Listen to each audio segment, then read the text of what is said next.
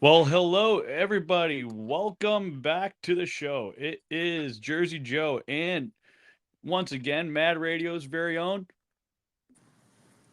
Jim Berenger, what's going on? Jersey Joe, Jersey Jim, all back together again.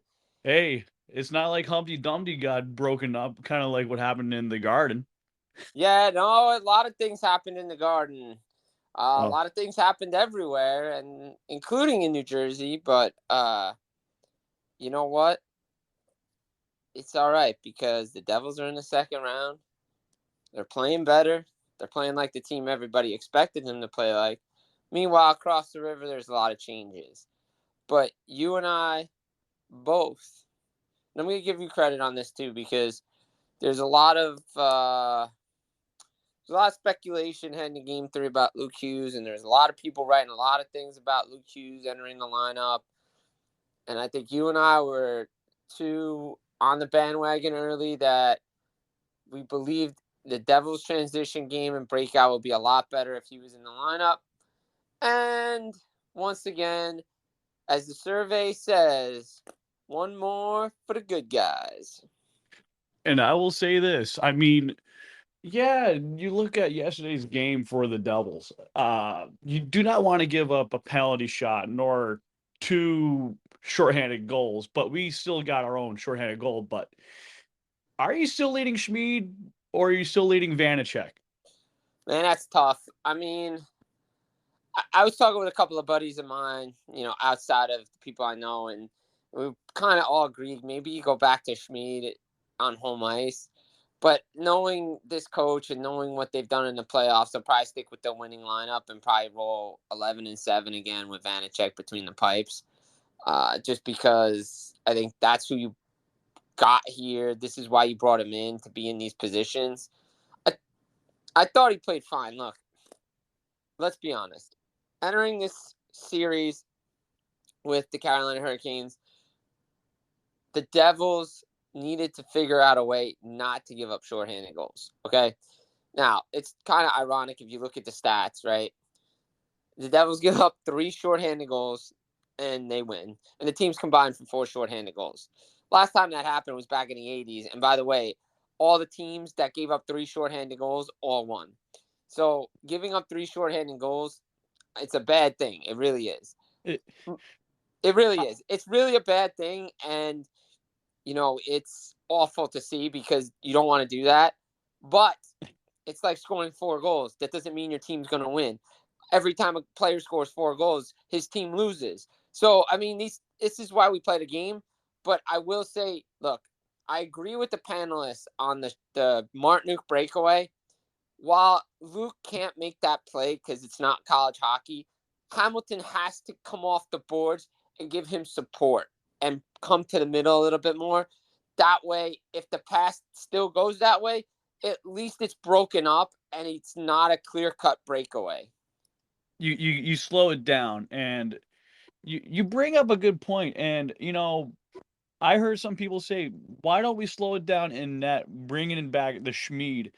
I say yes, you can, but I like the fact that Vanacek has experience versus the Carolina Hurricanes, and I would much rather leave what's not broken.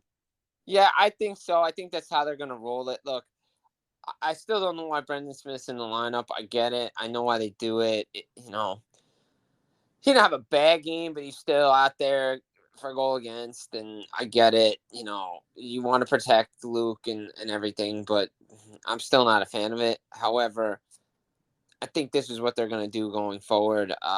They're just going to continue to roll this 11-7 until it doesn't work, and that's to me that's what they're going to do. And Luke Hughes being in this lineup was necessary. I said it after game 1 of this series. I said it in the Rangers series. I didn't like how they were breaking out of the zone. The Rangers are a slower team, and after game 1, when they were playing against Carolina, a faster team, I called for it. I It, saw a lot of people in the sports world jump on it after the fact. And again, I will say one more for the good guys because, as a player, you see these things and you notice these things, and there's a reason he's here. And it's not to watch games, you need him to be in this lineup. And I've said this before with Trey Matthews on Locked on Devils. I respect my fellow Devils personalities and all that. So I said to him, you know what? I want Luke Hughes playing against the Rangers. I want him playing against whoever play against round 2 and so on and so forth. He goes, you want to feed him to the Wolves this soon? I said, yeah. I mean, look, he's coming off the all-time highs from playing against teams like Quinnipiac in college hockey. He goes, yeah, but that's a big transition. But look at what happened with Cale Makar and Brock Faber and all those other guys. They took baptism by fire and they lived through those types of situations. And Luke Hughes is no different. And I've seen it before with Quinn. And that's a telltale for me when a player of that stature, mentally, physically, transitionally, can just play with ice in their veins and not feel rattled, just feel like they've been there for 10 years. Yeah, I mean, look, it's different now. You play college hockey for 2 years. You've watched a college game. It's Yeah. similar to an NHL game now. It really is the way they play. I mean, look, the guys are bigger and faster and all that stuff, but the style of the game is very similar.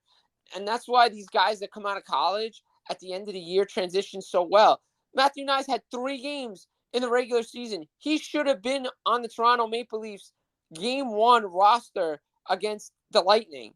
It shouldn't have been because Michael Bunting got suspended. That's how good he was. And I saw him in person in the Garden. Luke Hughes should have been playing. I don't know if necessarily game 1, but I think when they went down 2-0, I think they should have brought him in because I think it would have been a different dynamic. Not to mention these guys energized the locker room. He's young. He wants to get in there. He's not trying to do too much. And I guarantee you this, and Jack may not say it in an interview, Luke may not say it. Jack had an extra pep in his step yesterday knowing his brother was playing with him. And you could tell in his game because before he was trying to do too much. Now he knows he's got somebody to give him a pass. Just saying. Mm-hmm. I will say this, like, before we get into the Hughes brothers, talk about Matthew Knies. To those who are listening from the Toronto Maple Leaf side, I know Matthew Knies is a very good third, second line player, and he is a very gritty guy. He's meant to be a playoff hockey guy more than, a Michael Bunting. And a Michael Bunting will get you through those things that Wayne Simmons would have done, but better in his prime. But Matthew Knies is a very dynamic. He can score those goals. He can score those assists. He can chirp the other team and be an agitator. So you need someone like that. Toronto should have implemented Knies a lot sooner. And now segueing over to the Hughes brothers, Luke just brings that fraternal adjustment. Like, hey, bro, don't worry, I got you. Like, you can take this pass from me, short, long, whatever. I got you if someone's going to try and do a breakaway.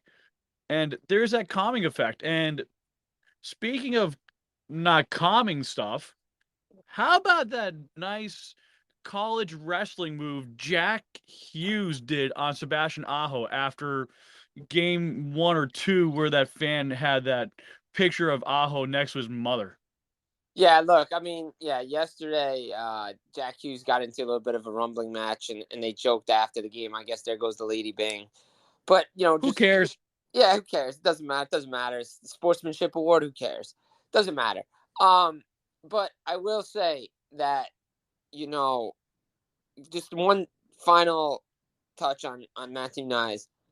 I loved what he brought. It's a shame that he's not playing in the series right now because he got injured. But he didn't score until the series against Florida. But he was doing the little things. He was winning the board battles. He was just keeping the puck moving. He had a vision for the ice, and that's what you're seeing with Luke. Luke is just a calming player out there. Great vision, great first pass, smooth skater, probably a better skater than his brother. And that's on the defensive side of things. And, he's still going to come into his own in the National Hockey League. But to have 2 assists, do what he does, it definitely just gave the Devils a better feel breaking out of their zone.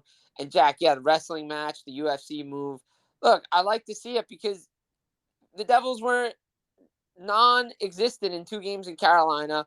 No pushback, no fighting, no nothing. I like to see that. Would I not like? Would it be better if it was like a McLeod, a Wood, a Bastion? Sure, but you know what? If it's Hughes and Aho, I'll take that trade. Yeah, I mean, I think your boy E-Rap would go WWE and whatnot, just watching Jack Hughes pulling that move off. But I mean, to segue off that, I mean, there was a lot of transitioning type goals, a lot of like high danger scoring chances, like right off the rush. McLeod toe dragging that one in, just it just looked like they were playing roller hockey. Hey, can I just say something real quick? Go ahead. I want to talk about the progression of Michael McLeod. This kid, from day one, when I saw him in training camp years ago in the rookie camp, in a hot July day, when I walked into the building, fans were there, everybody was there. This kid's come a long way. All right, there was a lot of pressure on him. We didn't know where he was going to fit in. Maybe potential trade. He's fit in nicely. He can be a third, fourth line center. Takes face-offs. It's like a Matt Cullen, right? Yes. Matt Cullen type player. Put him out in the defensive zone. Put him out in the offensive zone. You need a face-off. This guy, that's why, I think learning under Travis Zajac for all long he did, Nico Heischer's turning into a better center. That's what they envisioned when they had all these guys down the middle. And I love the way McLeod is. Great penalty killer. Couple shorthanded goals. Turn into a John Madden out there on the penalty kill. I like to see it. And, that helps when you're playing with a guy like Andre Palat that on the penalty kill as well. But, New Jersey, the transition goals, the top guys. Look, wrote about it on FullPressHockey.com. Nico said it. Good kick in the pants. We need our top guys going. Okay, guess what? Meyer, goal. Heischer, goal. Jack Hughes, 4 points. Jesper Bratt, I had a couple assists. Palat, 1-1. Luke Hughes had a couple assists. Dawson Mercer, 3 assists. There you go. These guys combined for like 15 points. Like, that's what you need. And the fact that Meyer off the schneid, first goal on like 34 shots, that's going to give him more confidence.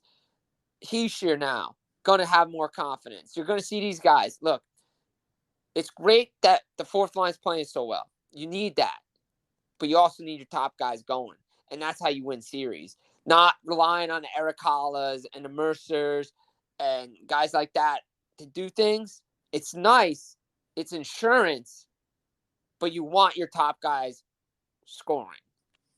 You bring up a great point. Like before this series, I was taking a good look at Money Puck with the analytics, and I looked at how Akira Schmid was like number one, number two in most categories from, let's say, goals above expected per 60, and then all those other good categories. Like even though he's had a few bad games, like he's still one of the best goalies left in this NHL playoffs. And then you look at Vanacek, he was, better than Vasilevsky with those numbers, but he's like in the average goalie. If you're an average goalie and you get really solid defense, you'll look much better, winning those games. I mean, you don't need to be lights out like a Shesterkin. Just look at the Colorado Avalanche. Look who they had as a goalie last year. Darcy Kemper. And Pavel Francouz. Right. Francouz played well. Kemper played well. But the Avalanche won in spite of Kemper, not because of Kemper. Yes, Kemper made some big saves and some timely saves. But you know what? The defense in front of him was really good. The offense was going, and the star players showed up. Stuart Skinner's an average goaltender. If the Oilers power play continues to do what it does, and they can get defense, the Oilers can do what Colorado did. It would be a huge thing for Edmonton, and I've been very critical of Edmonton in the regular season. I just like when I don't see enough defense from Edmonton, it's hard for me to favor them in a series. But like Stuart Skinner, I did vote for him a couple times in the All-Star game vote, but to me Connor Hellebuck's the better goalie. But if come next year, I believe Hellebuck would do well with Edmonton if they get a little bit more defense. But that's just Yeah, for another day. I mean, look, yeah, Halbuck, he could be great in Edmonton. He could be great a lot of places. Same with John Gibson. Same with a bunch of guys. But you got to play defense too. And the Devils, that's what the big thing is now, that they're playing defense. John Marino, great pickup. I mean, Siegenthaler back there, Hamilton. I mean, these guys, even though the Devils got beat in 2 games in Carolina, I think John Marino was their best player on the ice by far, defensively, offensively, whatever he did.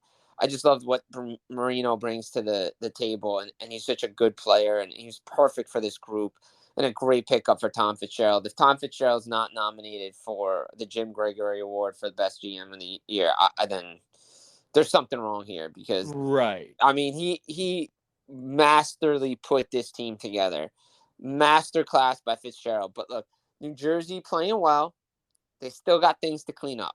And that's a good thing, because you And don't want to be too cocky going to game 4 because you pumped up 8. Well, you gave up 4, and 3 of them were shorthanded goals. right. So we got to clean some things up here, boys. But I like the way that they came out strong, came out firing, fast, quick, attacking hockey, got some breaks finally, and they peppered Frederick Anderson, because let's be honest, he hasn't really been tested too much. And neither has Kochetkov. And Kochetkov got the biggest test yesterday, and boy, he got a miserable grade in my book. F plus, which is below a D minus. Yeah, that's a low grade for Kochekov. I think Carolina was just all off. We're going to definitely see a better Carolina team Tuesday, but I think the Devils are going to take their game to the next level too. I think what they're gonna do is like, you know how the Devils play that perimeter game on offense?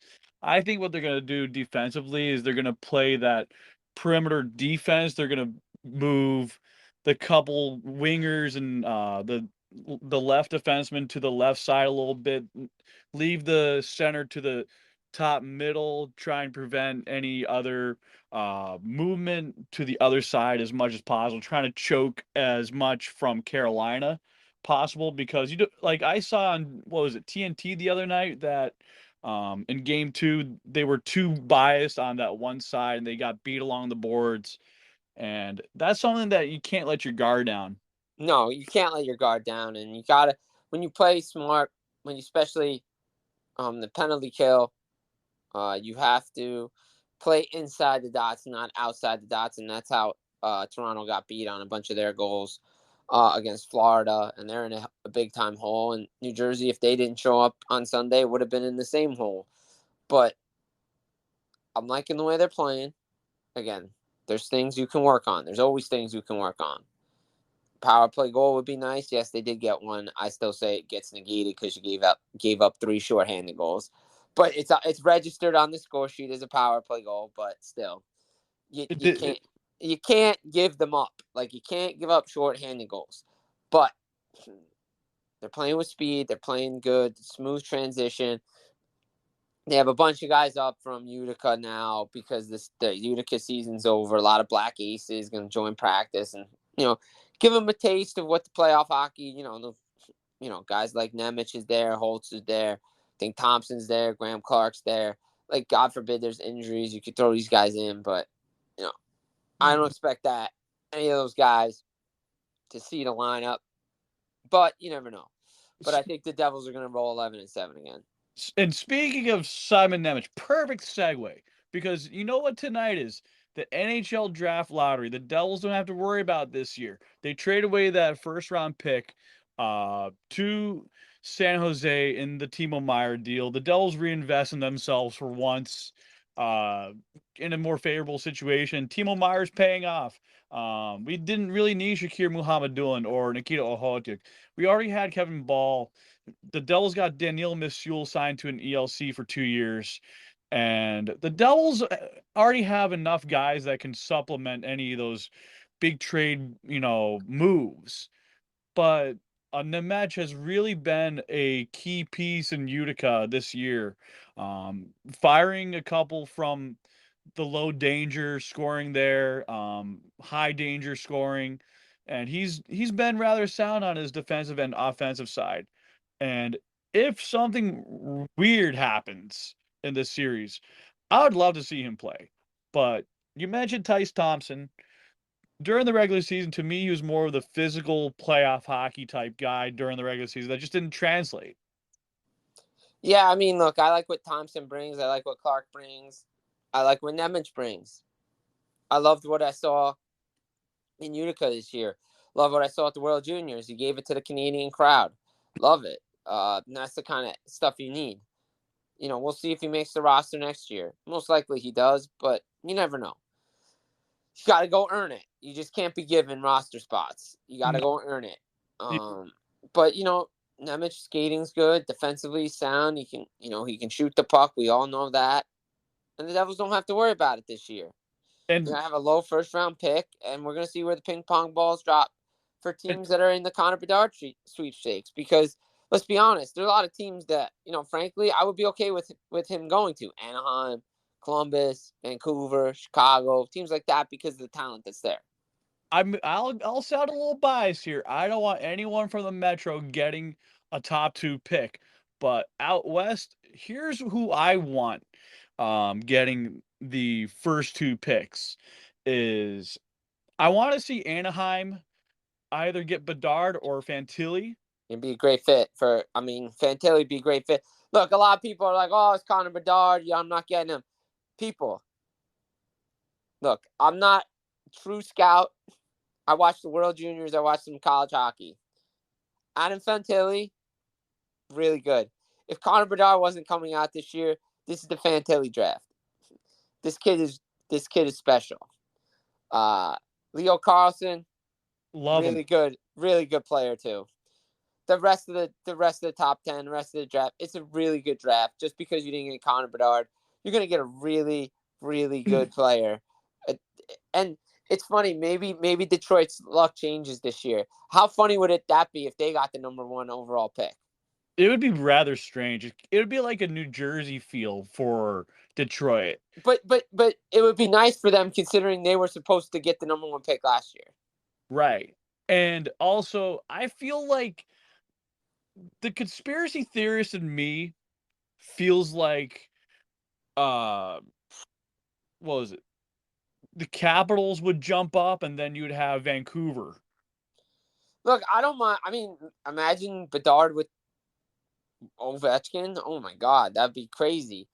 I don't know if that's going to happen, but Vancouver, I could see. I mean, everybody's like, "Oh, pressure playing in Vancouver." You know what? This kid thrives under pressure.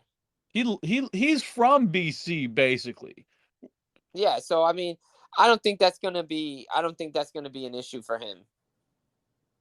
But I really think like the way that this draft is set up, like it's gonna slot the next like 50 guys further down to the second and third rounds, which will favor teams like the Devils who have moved the third round pick and they still have like another early rounder that they can use. But still the Devils are favored in the second day of the draft, which is where they get more of their gravy. I mean, the first round is just, like easy pickings for them when they were picking the first. But we're not at that point anymore. No, we're not at that point anymore. We're done. They're a contender. They're going to be a buyer for a while. They're not going to be in the draft lottery for a Not for long, a long long time. time. Not for a while. This team is on the rise. This team is coming. This team is coming quickly. Because look out. And as I've always stated to everybody, look, they're playing with house money. They're a year ahead of schedule. I don't want to be, because this run's not over and you don't know. And it's a year-to-year league, and, the Devils are in win-now mode because this is their year. I want to see them what they do when they follow up with it. I want them to do it again. I want that string of 10 years again of making playoffs or whatever it was. I want 10, I want 20. Yeah, you want the Red Wings record. Fine. That's I'm for that too. That I'm totally good with that too. I not to try and pump my own tires, but I did write an article about how Tom Fitzgerald has a blend of the Pittsburgh and Boston Bruins blueprint where he's built it down the middle. He's got really good goaltending, and he's But looking. that's just not. But that's also not Pittsburgh and Boston. They're the teams that win. Colorado's good down the middle. This year, not so much because Landeskog was hurt. But you look at it, Chicago was good down the middle. Tampa's good down the middle. Like, you build a good goaltender, elite defenseman, and you build down the middle. And that's how you win in this league. And it goes back. LA did it. Like, all the teams that won were built down the middle. And then, not to mention, like, when it comes to contract negotiations, if, you know, I can't see Brat fetching more than $7 million. I mean, yeah, he did score a couple points yesterday and one empty netter, but to me, he hasn't really lived up to what his actual grain is worth. He's a streaky player. He had a great beginning of the season. I'm not taking that away from him. But from then on, he was the same guy I saw over the last couple of years. Good in flashes, non-existent at times. Didn't even know he registered a point. Didn't really see anything. Yeah, great at play to set up the Hamilton goal in Game 3. Fine. But I'll be honest here. I'll be straight up here. To me, Timo Meier, from his hitting and his recent scoring, he's earning his grain of salt with this team. He's earning that contract money. He knows, and I know there was a little bit of a heads up move that he did on Instagram, that he changed his profile picture to a New Jersey Devils uniform. Yeah, I mean, look, if, it'd be nice to keep all the guys, no doubt. If Brat wants more than what he thinks he's going to get from this team, see what you can get for him. I had a funny feeling. This may sound a little off or too off, but what if the Devils got, let's say, a Brady Tkachuk type player, a physical guy that can score just about similar points in the regular season, but can be a big, fierce, tough guy in the playoffs? I'd be down with that. I mean, they kind of have that with Timo Meier, and I think he's going to get his contract, and they're going to do everything that they can to re-sign Brat. I think they've envisioned him being here a while, along with Jack and Nico and the guys that they're building around. But it's business, and the business says that, well, if we're going to build it like a Pittsburgh model and like a Boston model, you have to fall in line. And to me, Jesper Bratt's going to be the third or fourth highest paid guy on this team. So my question is, what do you see his value at now, and what do you project it to be? Look, I think he's going to be a good player, but he's streaky. And what's that worth to you? To me, he's a $6.5 million, $7 million player. From what I've seen, because in the playoffs, let's be honest, he hasn't really done much outside of the handful of assists that he had. And that empty net goal should have got him going, and it hasn't. Timo Meier, he may get more than Jack Hughes, maybe falls just a little bit under. Who knows? 8.8 million. But to me, you're not paying Bratt more than you're paying Nico Hischier. I'm sorry, but you're not. And I think that's where the Devils' structure is going to come in is, okay, we value it here. If you think say the Devils value him as a $7 million player, but he sees himself as an $8 million player, well, they're going to have to make a tough decision. And if it comes to that point, there's probably going to be a flurry of teams trying to offer sheet him for more than $8 million.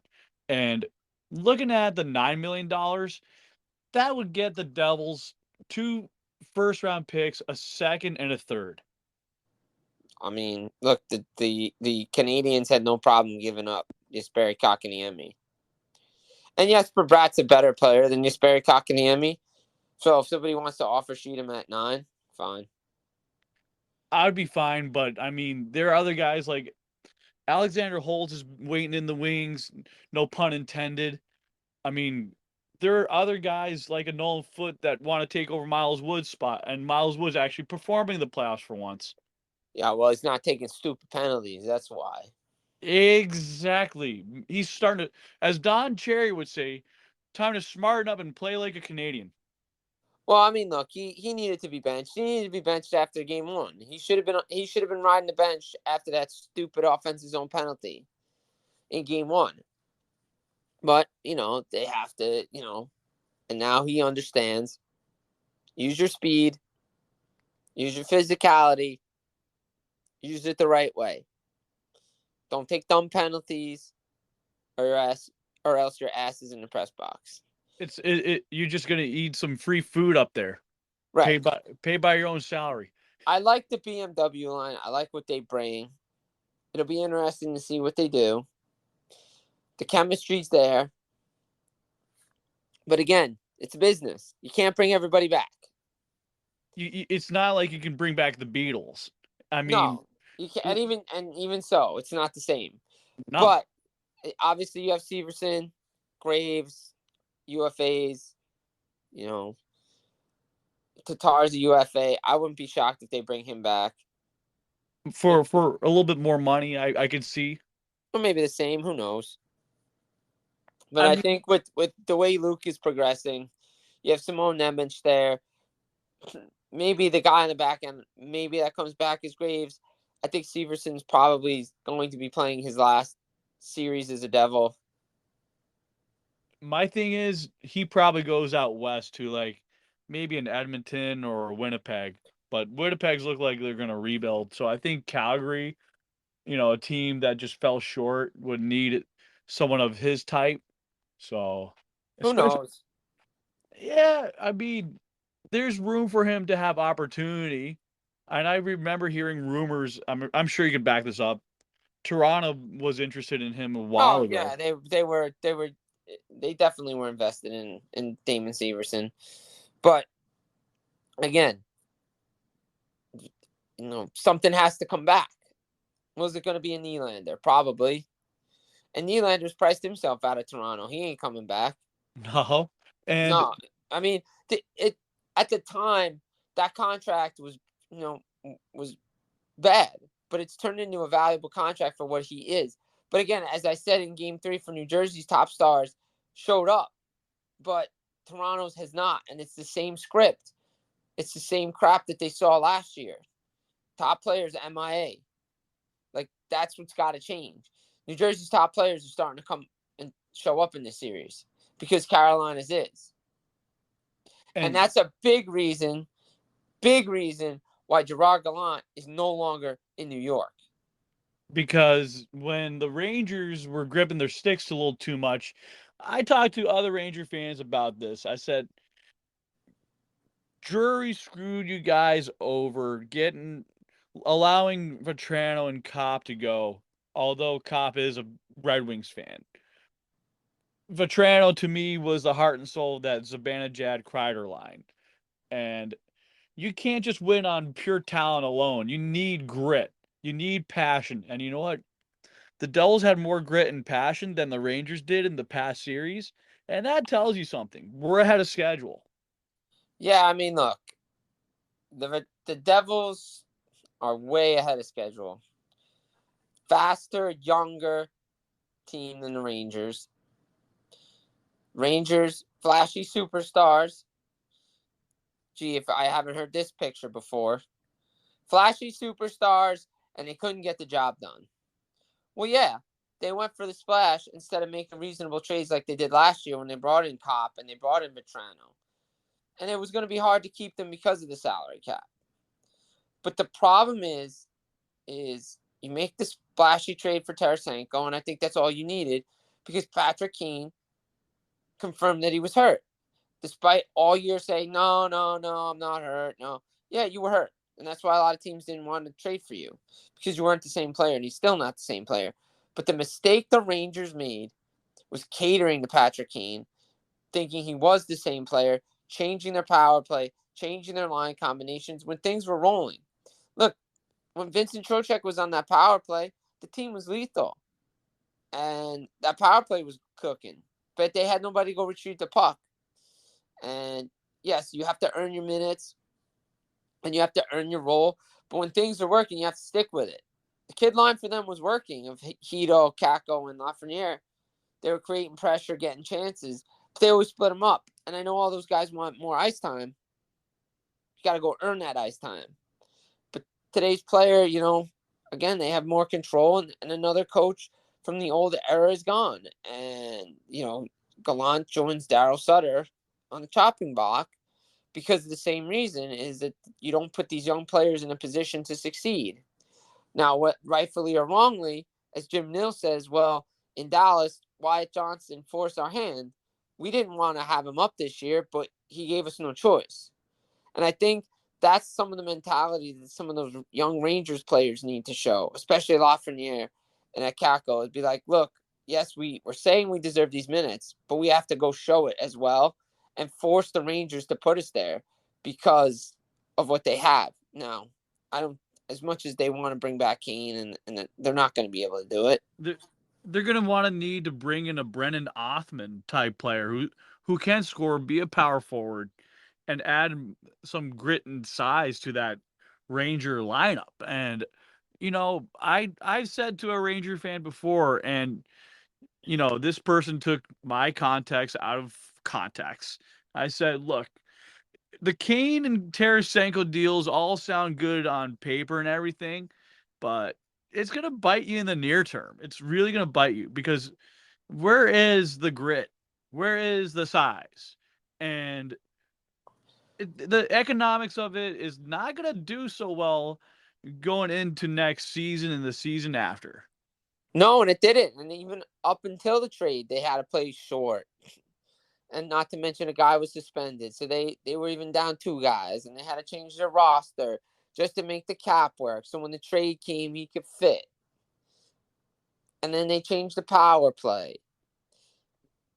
Instead of getting guys that could be role players and ideal fits, they hit a home run, and it didn't pay off.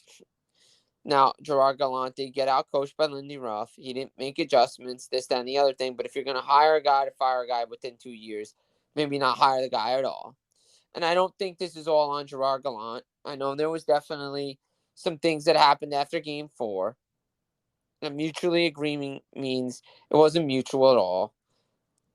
But we've heard it before. We've heard it before. Obviously, they're not going to go after Sutter. Obviously, they're not going to go after Joel Quenneville. The big question remains is, who do they want? What if Pittsburgh lets go of Mike Sullivan? Does he jump ahead of other names that they have on their lists? And he might be a good fit in New York. He knows how to handle that presence. But does Pittsburgh want to make the full-on change? Do they look towards the ex-player and bring him in? Which it seems to be working in today's day and age. Is it an Andrew Burnett? I don't know. There's definitely names out there, because you don't make this move if you don't think you have a guy ready. I think it's going to be more like a Ricard Gronberg, to be honest, like someone who's not a retrend. I mean, hopefully it's not somebody that's just recycled over and over again, because that's what the problem is we don't have enough new blood, and I think that's what these players are looking for, something different. Yeah, it always seems like, when there is a off-season hire and it's the same guy from another era, from a few years back or even before, I'm thinking to myself, yeah, they're going to look good in the regular season, but will they earn themselves a playoff spot? And then this guy gets, mentioned the rumor mill to be fired. I mean, like I heard before on the Don Cherry story, coaches are hired to be fired. Yeah, they are. They're definitely hired to be fired, but not within 2 years, because you can't do anything in 2 years. Obviously, there was a lot of expectations on what happened, but as of last year, according to Chris Drury, this team was ahead of schedule, and this is where they needed to be. And last year, they had to make the playoffs.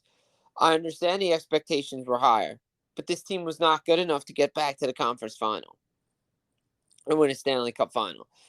That was their expectation. Maybe too lofty, but the coach guided the team to back-to-back 100-point seasons. So he can coach. It's not just the coach. It's got to be on the players to take responsibility. Panarin said he was frustrated. He couldn't score. It bled into his game. But again, like the Leafs, Mika Zibanejad had one great game. Yeah, Chris Kreider played very well. killed the Devils. But Panarin no show. all enough. Kane didn't have a great series. Tarasenko was decent. Like, your top players weren't good. Adam Fox was horrible defensively. So, outside of Igor Shesterkin, Rangers didn't really do much. They were an incomplete team. Exactly. And maybe that's because you had too much star power. That's another thing I've mentioned to other Rangers fans before. Like, you can have all the star players on your team, but you, like I said, you need the guys with the grit, the sandpaper, the will to win, the sacrifice. But they, meaning looking at the Rangers upper brass with Chris Drury, this could be his last season if they fail to make the playoffs and whatnot. If they, he makes a new coaching hire, stuff like that. It's all on him now. It is all on him. And, it's all on the owner, like it was when they made the initial moves to get rid of JD and Jeff Gorton. And Jeff Gorton's going to do a great job up in Montreal. He already has with Kent Hughes. It's on Chris Drury now because you got rid of the guy that you thought was the guy to take this team over the edge. And again, for a second straight series, you're up 2-0 and lost. Is that all on coaching? Little bit, but it's also the players. And Rangers got beat by speed. They tried to play the Devils game. They tried to match speed, and they couldn't do it. Now, my question is this. Does a trade rumor like a Panarin pop in and be like, I want out now. I don't want to be with this coach. I don't want to be in this organization anymore. It's not what it used to be for me. Like, do you see that at all? Like, where things start to realign a little bit with the Rangers? I don't know. I mean, from what I'm understanding is a lot of player exit interviews led to this decision. I think Kako coming out in the media saying he wants more ice time and wants to play on a power play kind of sealed the deal. But they have a lot of, hard contracts to move. A lot of guys with no trades. Panarin's one of them. Zibanejad's another. Trouba, Kreider, Trocheck. There's a lot of guys who can't move. And it would be bad optics for them to trade a Trouba because that'd just make it harder for someone else want to come into being a Ranger and want to be potentially a captain. And that's a big responsibility. Look, I never agreed. Obviously we're both not Ranger fans, but take the fandom glasses off and look at it analytic wise. Who's more of a captain on the Rangers? Chris Kreider or Jacob Trouba? I would go with Kreider. I think a lot of people would go with Kreider. Like to me as a Devils fan, as much as I hate him, I have respect for him because he's the old guy with the most tenure who's worn the blue and the red for his whole entire career since he came out of what, BC? Yeah, 2012 he came out of Boston College, played for the Rangers in the playoffs. Oh, gee, another college kid that comes straight into the playoffs and makes an impact. Gee, maybe that thing does work after all. I don't know. Yeah. Sorry for the sarcasm, but I like the sarcasm actually. no, but look, I would have preferred Kreider, but again, as an analyst, I think what he did last year after the post games, stepping in for Zibanejad, like getting the team fired up. I think that's him. Again, that's their decision. Are they going to make it this? If a new coach comes in, is he going to strip Trouba the sea like we saw in Winnipeg with Rick Bowness? I don't know. It could happen. It could happen. I think for me, again, are they looking at a brunette? I don't know. Again, the Devils, I believe, have plans for him. I think they would like to have him be a coach in this organization, not just an assistant. I think they want him to take over for Lindy Ruff when Lindy Ruff decides that it's enough. I will say this. I've said this before between Sam Wu of the Let's Go Devils podcast and Trey Matthews of the Locked On Devils podcast. I said I see Lindy Ruff transitioning to something like a skills coach or a scout or something in the brass of the Devils where he can be around the team as much as he wants, around the guys. And then he's probably talked to Andrew Brunette a lot on the bench since Burnett's an associate coach, which is what he's entitled to. I think he's being groomed by him to take over that role and gaining the players' trust. And I can also see Sergey Breland becoming part of that bench. I would love Breland to be a part of that bench, and I think that the discussion of his number in the rafters is a different discussion for another day. And you know my feelings on that. But I'd like to see him, be a part of the staff, maybe a Bryce Salvador, because a lot of these guys on television could be great coaches because they have an eye for the game, and that's why players most of the time transition well to be good coaches if they want to be. Now, it doesn't happen all the time, but I agree. I think if Lindy moves up in the organization, Brunette takes over, so on and so forth. But again, it all depends on who they're looking at, who the hot assistant is, who's the hot guy. Maybe they're going to promote their own guy from Hartford. Who knows? Or from Utica. I mean, Kevin Dineen's been such a great Yeah, development coach. if I'm the Devils, I'm trying not to make sure he gets scooped up anywhere because he's just perfect for that Utica team. But again, you don't know where else they're going to look at. They're going to retread guys. Peter Laviolette's not a fit in New York. You saw what he did in Washington. Peter Laviolette, a lot of guys in this league have outstayed their welcome. And again, you go over to the island. It's been silence. Usually that's with Lou. There's always silence. He needs a new contract extension. Are they going to change coaches? Like, what are they going to do? There's a lot of off-season things that are happening. And you know what? Hey, the Devils are still in the playoffs. And that's the most important thing right now. And speaking of Devils and the playoffs, I mean, let's talk about the energy in front of American whiskey from the first round and the second round. You saw outside of American whiskey on Spittin' Chicklets. I probably said it to you too many times, where everyone was mocking the Rangers goal song. Like I've had dreams about that day that fans get in front of Restaurant Row and just like have a party out there. And the other the other day, just when the Devils won Game 3, they had another guy who was like the Bauman type, uh, big leader out there on American whiskey. He goes right on top of the tables and he's banging at the crowd, and they start like a Devils chant out there in all of Newark. What do you Yeah, make of that? it's good to see. You missed it. The Devils building has not been rocking like this since 2012. Even 2018, it was pretty loud for the playoff games. But the fact of the matter is, they took over against the Rangers. Fans, all the Rangers fans that always come to New Jersey for these games, drowned them out. And they drowned them out. I don't know how many Carolina Hurricanes fans made the trip up yesterday. I'm guessing not too many. It's not as bad as it was for the Rangers. It's good to see the energy in the building. They need that because the Devils are feeding off the home crowd. And that's what they need to do. And I will say this, like the home games this year went up from 77% to like what? Like 96%, 97%? Yeah, it's because you're winning.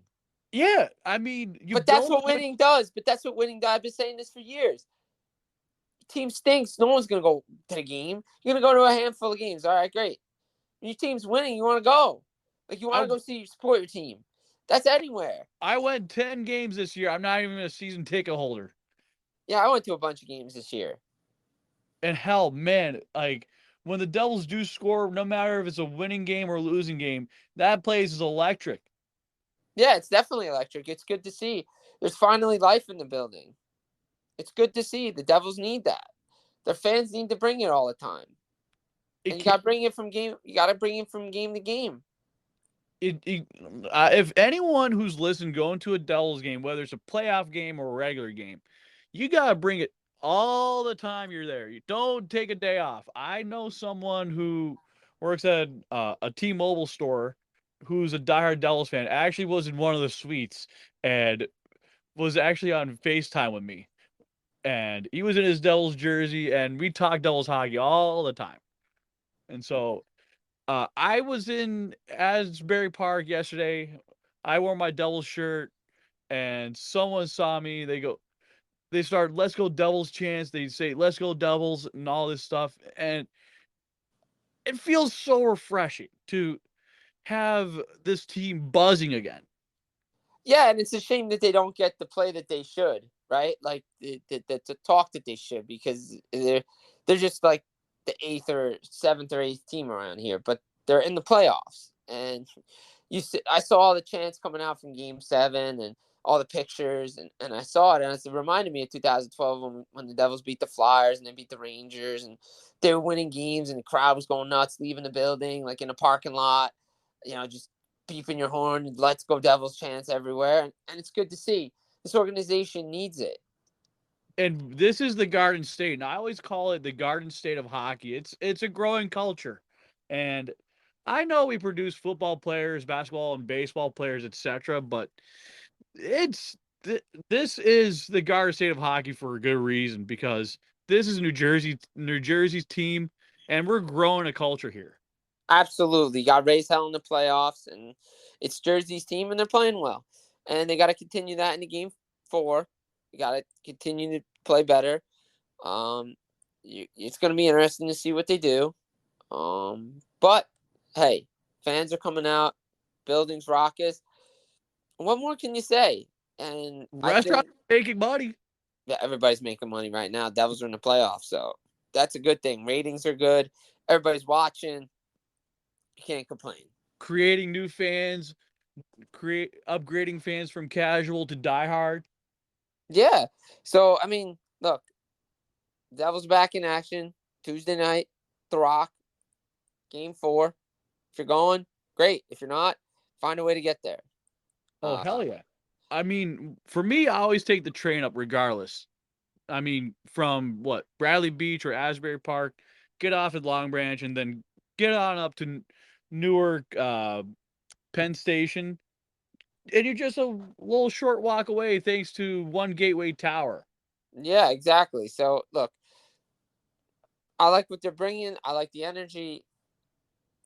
People are in the building. The alumni's there supporting the team. Got Fan Fest out in front. Things are going well for the New Jersey Devils. And did you have your celebration with that seltzer yesterday? Come on, you already know that answer. You already know that answer.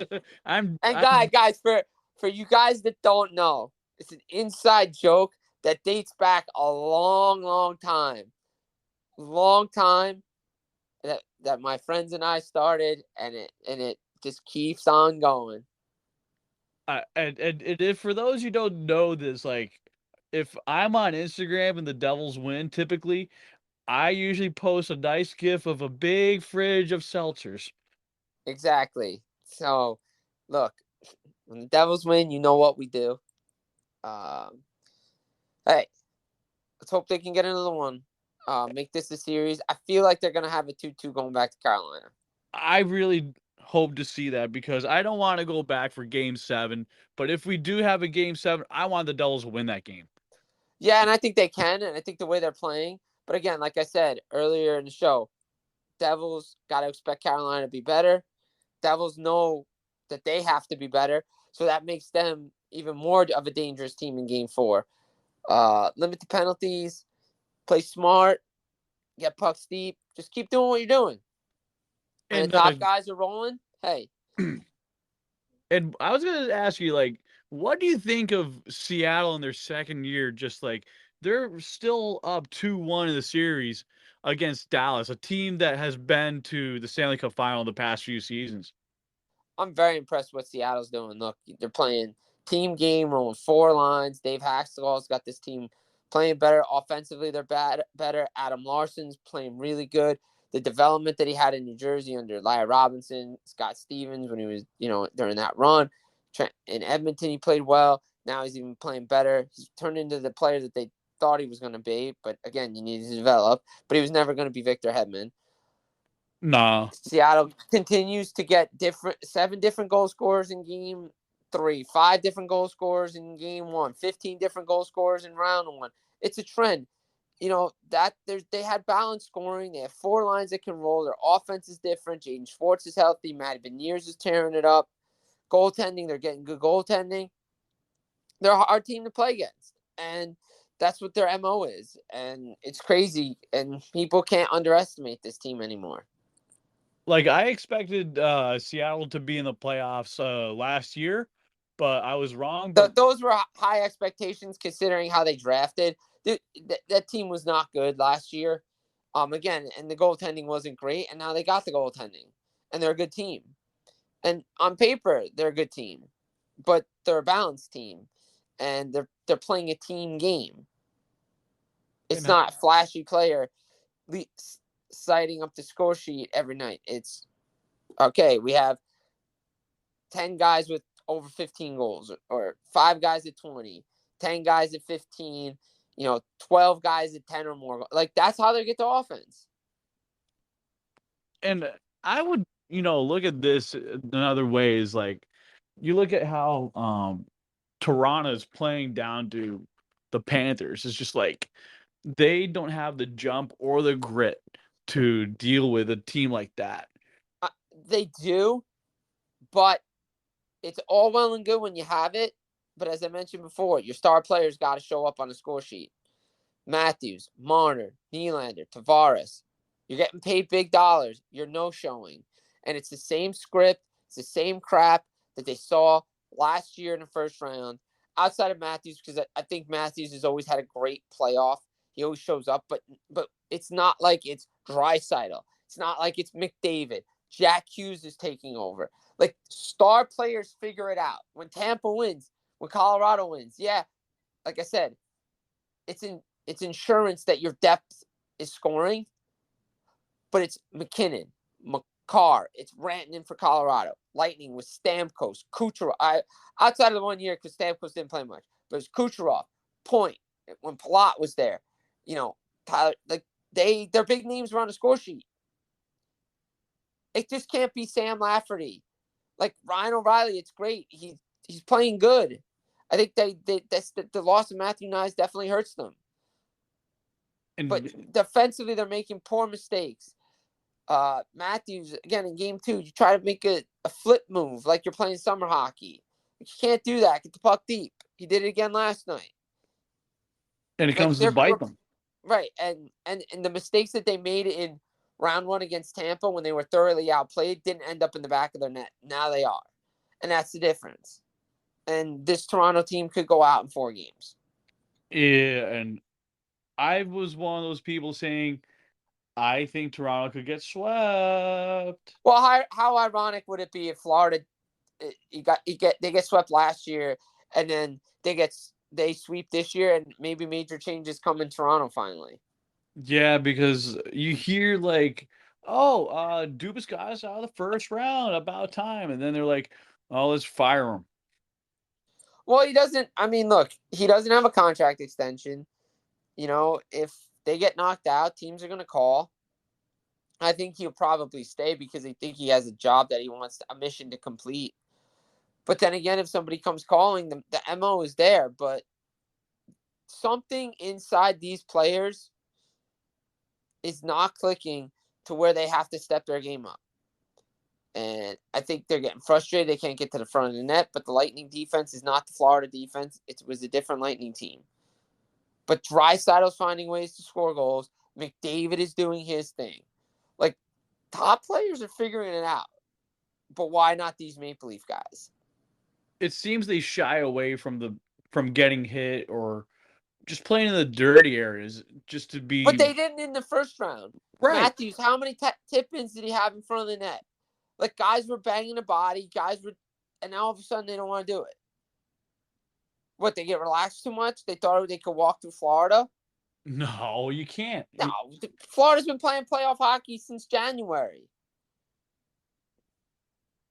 And they're a good team, and Bobrovsky's in his zone, and he's the best goaltender remaining in the playoffs. But he has to be because he has a $10 million contract. And not to go on a tangent, but somebody's like, oh, well, what do you think Shesterkin's going to get on his next contract? I said it better not be 10 because there's no goalie in the NHL that's worth $10 million. And I don't care about Carey Price making $10 million, and I don't care about Bobrovsky making $10 million. Vasilevsky doesn't make $10 million. You have to give a team a chance to build around you. And yeah, he's a great goaltender, but he's not worth $10 million. No goaltender is. Maybe $6 million. Whatever he's making now, go up by $1 million or $2 million.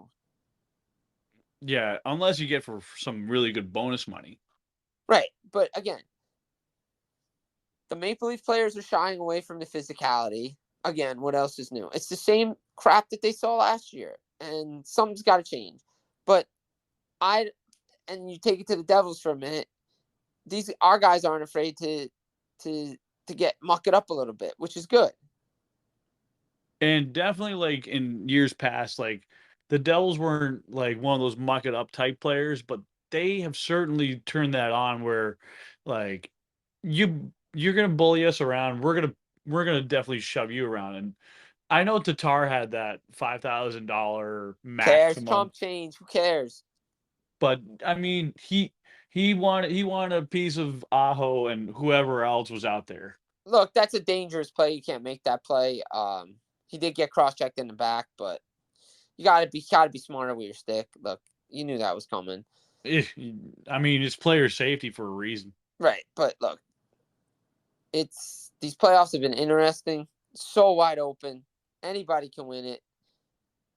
And if somehow Edmonton continues to be on their run, whoever they play, hey, opponents out there, take note. Stay out of the penalty box, please. Or if we're going to take penalties, maybe decline it, put one on the scoreboard, and put the puck at center ice. Because the puck's going in the net. Because right now, Edmonton could be the favorite Canadian team to win it all. Absolutely. Toronto, forget about it. Not anymore. They're one step away from elimination. Yeah, and look, the Kings were on the brink of elimination in 2014. They figured it out. It can be done, but you got to take one game at a time. Hey, ask the Flyers in 2010. They figured it out. But it's so hard to do. And this Maple Leafs team is continuously getting outworked. What's going to change? I don't know. I mean, who knows? It's do or die, as they say in the movies. It is do or die time for the Maple Leafs. So, but look, playoffs continue. Got Vegas, Edmonton. Devils are playing good. All the series have been pretty entertaining. Special teams determine a lot. And what are we missing right now in the playoffs? What are we missing? I don't know. I think playoff hockey's been really good right now. I think the only thing that's been missing is some referee calls. Yeah, well, I mean, the officiating every year in the playoffs stinks, so that ain't nothing new. Nothing new. The calls have been more egregiously missed this year because of the national stage and the games, the way they've been spread out, and they've been consistently missed. And things that were called, like in Game 7 in particular, you want to call what you called at the beginning of the game, great. End of the period, that's a hook. Like, plain and simple, that's a hook on Jack Hughes. There's things that have been missed both ways. But when stuff happens in plain sight and they don't call it, that I have a problem with. But as Greg Wyshynski of ESPN said, look, maybe the expectations we have are too high. We need to lower them and realize maybe the officials just need to call the obvious stuff. That's it. And see how they like playing prison rules. It is starting to be called prison hockey, and you just don't know who's going to jump you. But as a referee who still plays, I ref the game like I'm playing the game. I want to consistently ref. If it's a penalty in the first period, it's a penalty in the third period. If I'm letting you play, I'm letting you play. Like, this is the playoffs. This isn't the regular season. Little stuff should go. Like the Nathan Bastian call, that's not a penalty. Like, let's just be honest. Like, there were things in Game 1 and Game 2 that went against Carolina. I didn't think there were penalties. So now you think everything's a little different, like game to game. Game to game, series to series, ref to ref. Who knows? Wes McCauley calling it just because he wants to hear his voice. He shouldn't be reffing right now. But again, it's tough to be an NHL official. I get it. But we need guys to do that can keep up with the pace of the game. That's all I'm saying. So where else do we go with today's episode? How many other things that we need to hit on? I think we're pretty good. To me, I think we can wrap it, call it a day, and get out inside, enjoy the weather. Hey, let's put a bow on this little gift, and whoever wins the NHL Draft Lottery tonight, best of luck to you. See you, as they said in Happy Gilmore, best of luck next year. Best of luck next year. It's going to be interesting. Check it out. Draft Lottery, then Oilers and Vegas. Oilers and Vegas, and who does Vegas have to win it all? Oilers, baby. Oilers? What about the Devils, and what about everyone else? Look, Devils, a sneaky good play if you can get value with them. I think it's Florida. I think it'd be good if you're either on FanDuel or any of those other sites.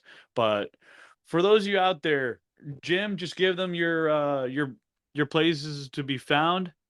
Oh yeah, check me out at Jim Beringer on Twitter, BIRINGER.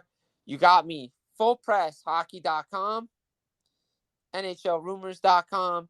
Catch me. I'm everywhere, man. I don't know. I'm like Johnny Cash. I've been everywhere. Seems like it these days. But check it out. Coverage nonstop. Playoffs. Talking. Good to talk with you. Be reunited once again. Always. And for always those a pleasure. Always a pleasure to catch up with Jersey Jim. And by the way, I gave him that nickname years ago. Yes, you did. Yes, you did. And Mike Richards calls you that every time you call in. He does. He calls me Jersey Jim. That's the go-to, and don't forget it. And it should be a good night of playoffs. And we touched on a bunch of stuff today, so people enjoy it. Go listen to it. Get outside. Enjoy the weather. And it is at JerseyJoe11_NJ. Have a fabulous day, everybody, and bring the fun and be awesome. All right. Let's Absolutely. go Devils. Let's have a happy hockeymas. Let's go Devils. Happy Stanley Cup playoffs. All right. Peace out, everybody. Bye-bye.